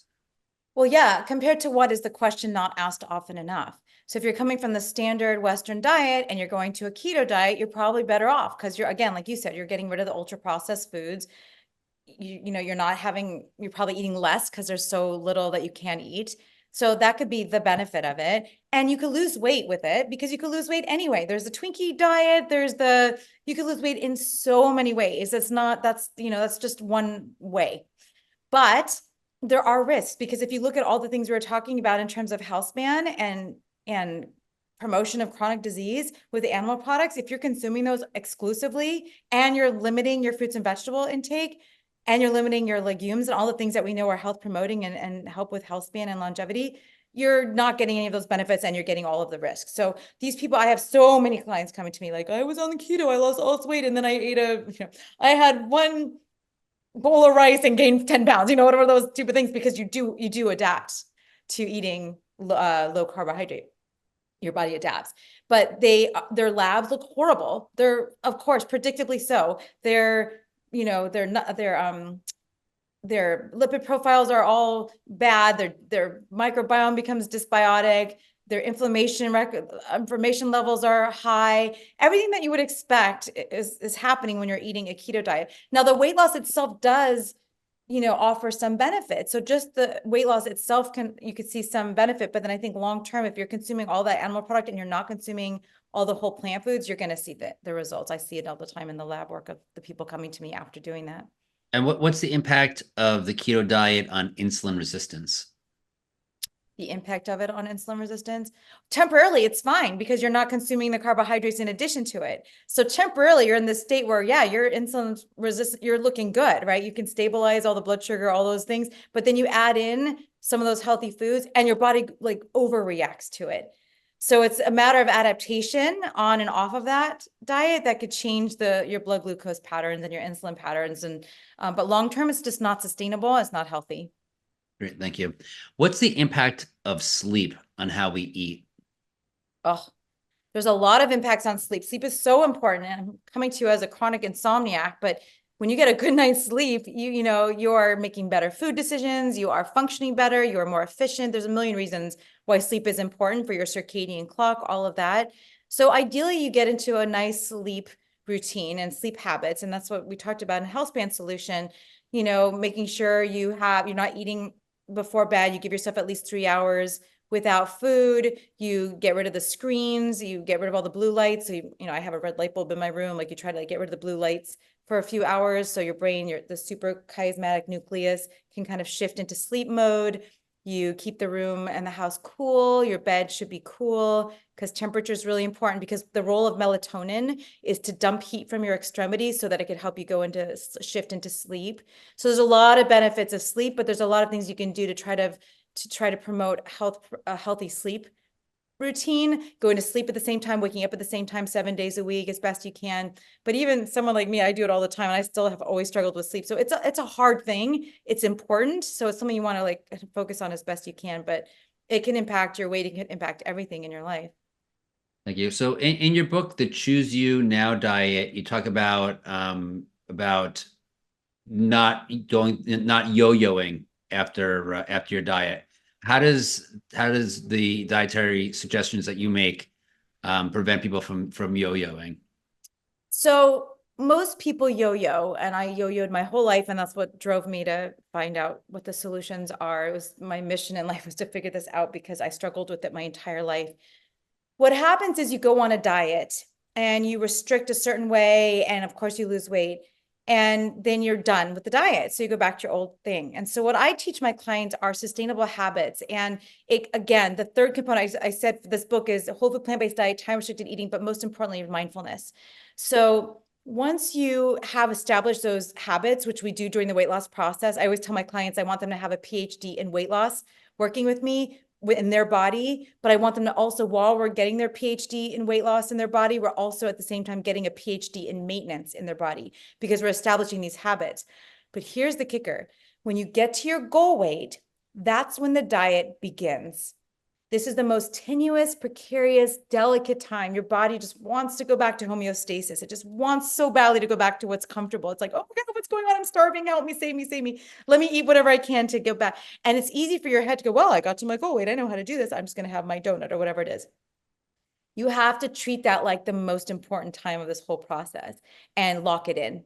And so that's what I help my clients do, is transition from weight loss to maintenance. And it takes a long period of time. The longer you keep that number, the more your body can regulate and become homeostatic at that number. So remembering that that's when the diet begins is the most important point. And then we just really build on all of the habits that we've learned during the weight loss process and transition it into maintenance mode. And based on your experience, how long is that maintenance period that where if someone gets to that maintenance period, they're much more likely to stay at that weight versus, let's say, someone, keeps the weight off for a month versus a year? Like at what point do they tend to lock it in? The more the better. The more days, the more weeks, the more months behind you, the more locked in it is. So it's the more the better. You just have to keep going. But then you'll see that as it gets more and more locked in over weeks and months, you get a little bit more wiggle room. It's all about just, setting those boundaries so that when you're using more and more wiggle room, that you're not letting it get out of control, and you lose that stability. So it's not like a one answer. There is no one, it's not this many days. It's just like habits. There's some research says 21 days to create a habit. Some says 1 year. Some just say, I love the conclusion that the more days that you do it, the more likely it is to lock in as a habit. And that's what the truth is. Great, thank you. So, are there any essential medical tests that you recommend that everyone should consider getting regularly to ensure optimal health and early detection of any potential health issues? Oh yeah. I mean, I do the standards. I like to look at standard panels. I love, the Chem7, the CBC, of course, lipid panel. I do like to look at vitamin D status. That's important. And I don't want to just blindly recommend vitamin D supplements, but vitamin D status is really important, especially for healthspan, because of maintaining bone mass and a lot of other reasons as well. So I have them do vitamin D test, MMA, methylmalonic acid, and B12, just to know B12 status. Although anyone on a plant-based diet or anyone over the age of 50 needs to be supplementing with B12. That's something you can blindly recommend because it's water soluble versus vitamin D, which is fat soluble. thyroid, the regular annual labs that most people recommend. It's just nice to have baselines and just to establish them every year. Glucose, all that, hemoglobin A1C. All right, great. I'm going to open up to our audience to ask a few questions here. So, Myra A, please state where you're from and ask your question. I'm from Florida, and my question is, Julieanna spoke about intermittent fasting, and I've been reading some studies now that intermittent fasting is related to higher cardiovascular events happening in the future. So I was just wondering what your thoughts were on that. Yes, I saw that study, and thank you for asking that. And I have to go back to that study because I read it when it first came out, and I have to go back to the details of it, but I remember not being scared of it, not thinking it didn't change my recommendations, but I can't remember the mechanism. I'm so sorry. I definitely will look into that again. That was a good study. Did it sound like it was that's a real phenomena that people who are intermittent fasting are having more events? I don't want to quote it because I don't No, remember no it worries. exactly. I don't want to just pretend I know what I'm talking about because I don't remember the details of that study. It was something that you definitely would need more information, but one study does not unseat a whole, ton of literature on something. So I always look at that stuff, but I also kind of take it with a grain of salt. And but I would thank you for asking that. I will go back to that. Great. Next question is coming from Beth S. Please state where you're from and ask your question. Hi, I'm talking to you from Tulsa, Oklahoma, and I'm wondering if we're soaking our legumes overnight and using a pressure cooker and still having gassiness. Do you have suggestions? Have you tried adding the oh my gosh, the kombu seaweed in there? No, but not in a while. I can try that again. Thank you. That seems to help people a lot too. The other thing I tell people when you're transitioning onto it, if you're eating it regularly, then I don't know why you could be sensitive to it. But most people, if they're transitioning to eating more legumes, some people are so sensitive that you really have to stepwise into it and start with very small doses, and then be consistent with it. Because if you're consistent with it, your microbiome is shifting. Like again, I said, it shifts all the time. So every time you have a dose of legumes or whatever, and it's like a big, your body's like, wow, yay, party with the prebiotics. You need to adjust to it, and your microbiome is going to shift. And so that's what the gas can be. The release of gases is coming from those microbiota. And so if you're shifting onto it, start small and be consistent, have it every day, and then stepwise into like, even if it's like, I remember one client who was like, I can't have 2 beans so start with 2 beans if they're very little, but like start a quarter cup, have it every day, and it should get used to it. But if you are eating it every day already and that's still bothering you, try different beans. Sometimes some people are better with different beans.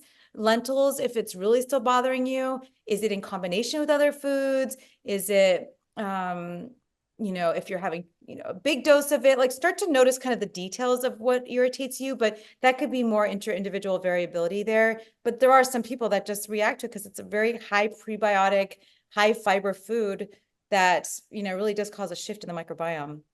And can you go over what kombu is and why that seems to help with digestion? Yeah, kombu is a seaweed. It's a sea vegetable, and if you put it in there, it's supposed to help reduce the oligosaccharides, which is what promotes the gas. And talk about sea vegetables. We had that speaker I mentioned about iodine, and she was kind of warning about eating sea vegetables because of all the toxins that basically saying that the sea vegetables are sponges for all these great nutrients, but now that there's toxins in the water, they're sponges for that too. What are your thoughts on the dangers of eating really anything from the sea nowadays with how much we've polluted the ocean?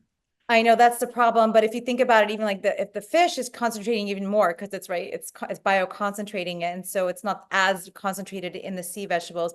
But there's toxins in our soil, there's toxins in our water, there's toxins in our air, there's toxins everywhere. And so what I like to tell people really is to, it's like I was taught this many years ago by an immunologist, and he said, you've got like this bucket and you're putting stuff into this bucket, and there's like toxins, and there's, viruses and bacteria and cancer cells and all the stuff that's filling up your bucket all day long. So the goal is to try to like prevent it from overflowing, right? And so do the best that you can, but a little piece of kombu once in a while in your beans that you're not even eating, I can't see as a problem. So look at the overall basis of your diet. I mean, the same thing for arsenic and rice, and the same goes for there's a lot of things like that where there's definitely concentrations of different toxins. And so You do your best. You have to do your best because we don't live in a pristine world, unfortunately.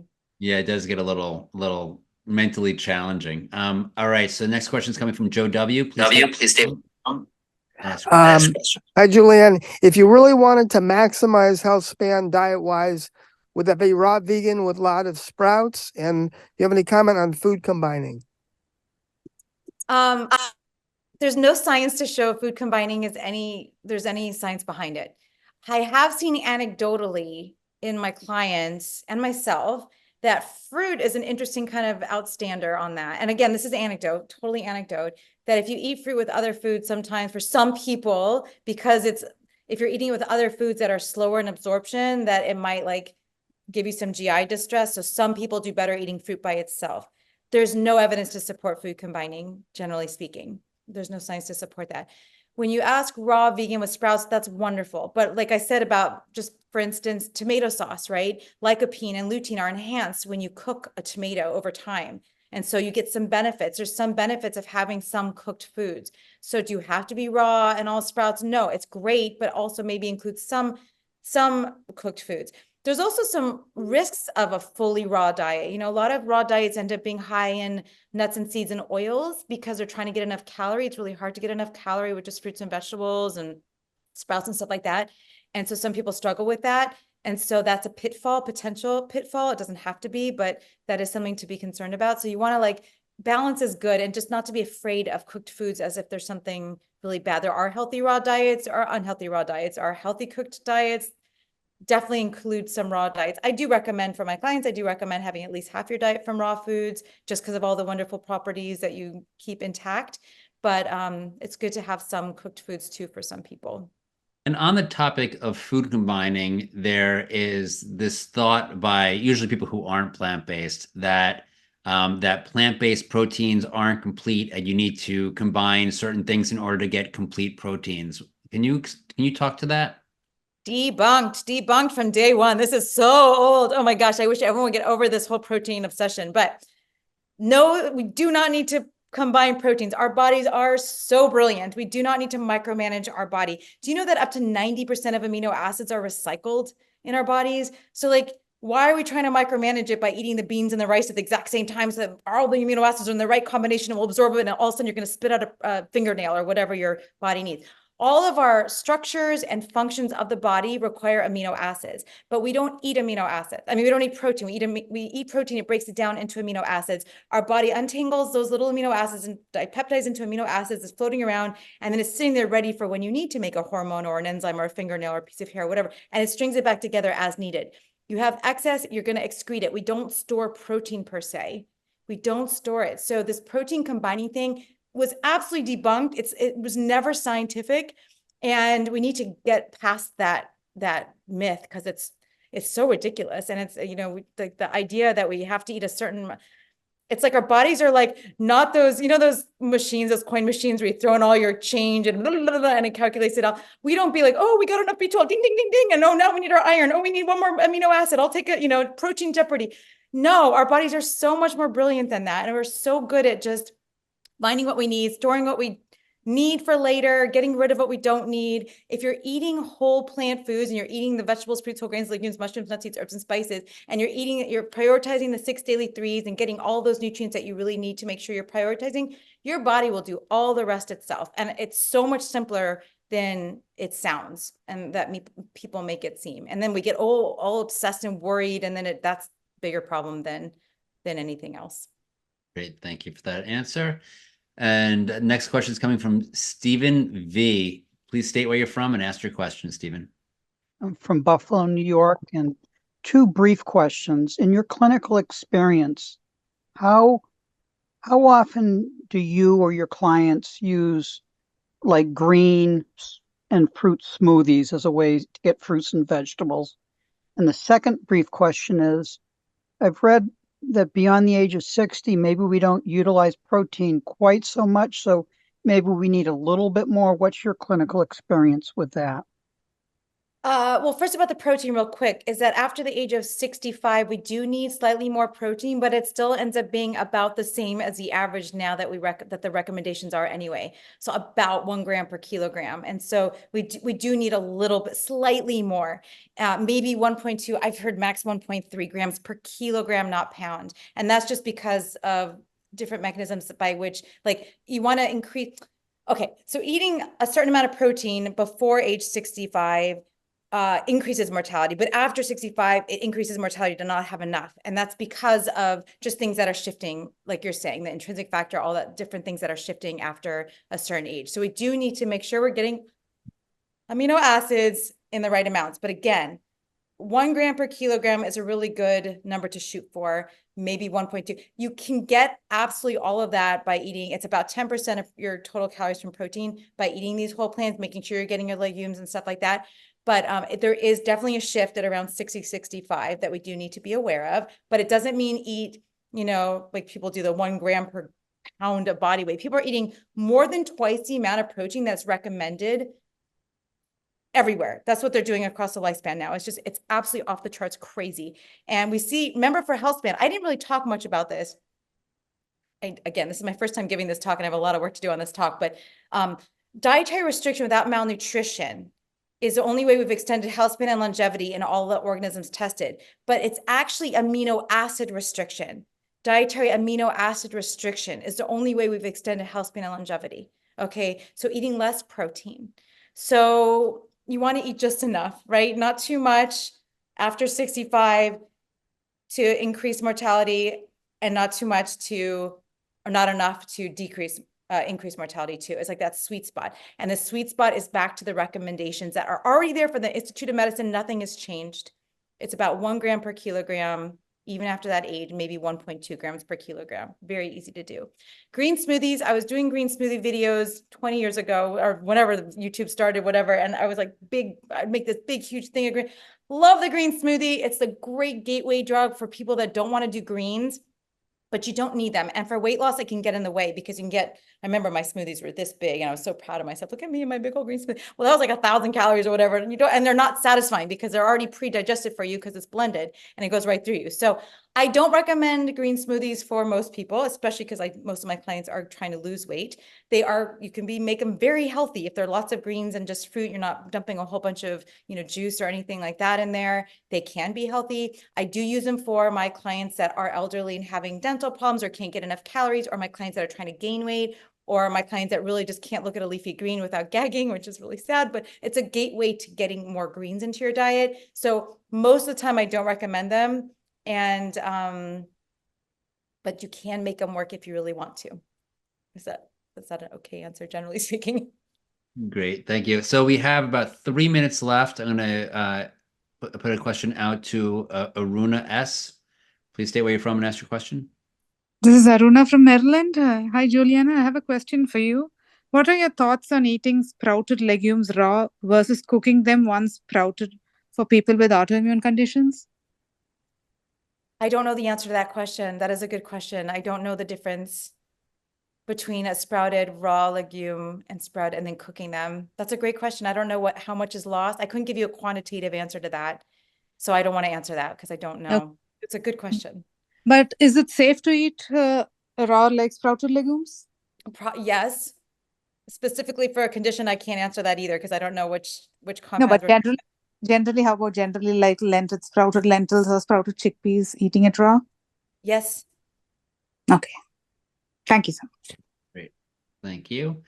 And Ronnie B., please state where you're from and ask your question. Hey, Ronnie. Oh, hold on, see here if I can. Hi. Oh, sorry. I have a comment. Can you hear me?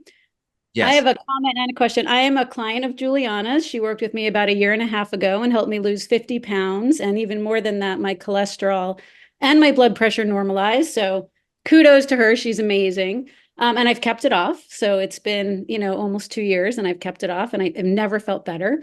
But Juliana, my question, besides the fact that I miss you, is that I'm not a huge mushroom fan. And you mentioned the capsules, and I'm just wondering what you might recommend for that.